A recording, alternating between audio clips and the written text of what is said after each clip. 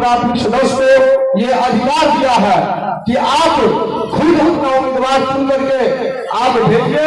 आप जिसको भी यहाँ से चुन करके भेज दीजिएगा, उन्हीं पर यहाँ पर चुनाव लड़ाया जाएगा, ताकि वो अगर यहाँ से चुनाव लड़के जाए, अगर वो जीत के जाए तो आपकी आवाज को विधानसभा में उठाए, आपकी काम को करे। पूर्व में जो यहाँ रहे विधायक मंत्री जो नहीं कर पाए वो काम को वो करे। आज की बैठक इसलिए महत्वपूर्ण है कि हम लोग एक दूसरे को जान पहचान भी सकते हैं। आज बहादुरपुर विधानसभा में सबसे बड़ी ताकत जनसुराज के पास है और लगभग 2 लाख सदस्य हम लोग बनाए हैं।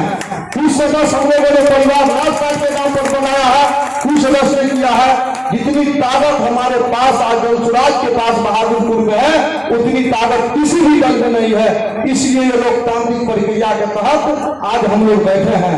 आप लोगों के बीच में हमारे जिला अध्यक्ष जी हैं, हमारे संभावित प्रत्याशी हैं, हमारे गार्जियन हैं सुरेश मोहन बाबू जी, डॉक्टर बीबी शाही जी हैं, प्रतिभा सिंह जी है हमारे हायाघाट से। इसलिए ये महत्वपूर्ण बैठक है कि आप लोग अपने में राय विचार करके जो अच्छे लोग हों, जिन पर आपको भरोसा हो, जो आपको लग रहा हो कि ये लोग हमारी आवाज को विधानसभा में पहुंचाएंगे, इसमें गरीबी अमीरी को नहीं देखना है। ये नहीं देखना है कि ये इसके पास अर्थ है कि नहीं है, ये गरीब है कि अमीर है।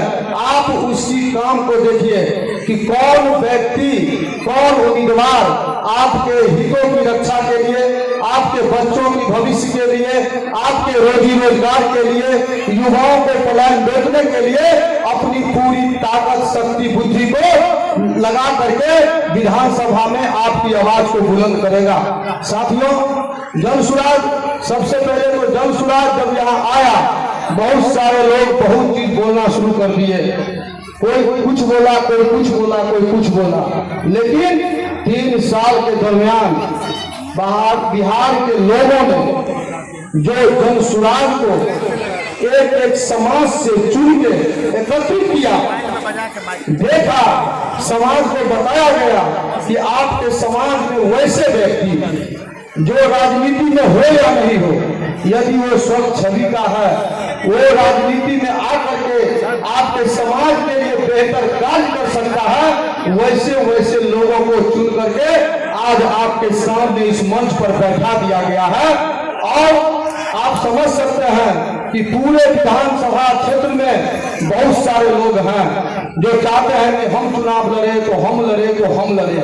जनसुराज भी आप लोगों के सामने में इन चेहरा को ला करके रख दिया है।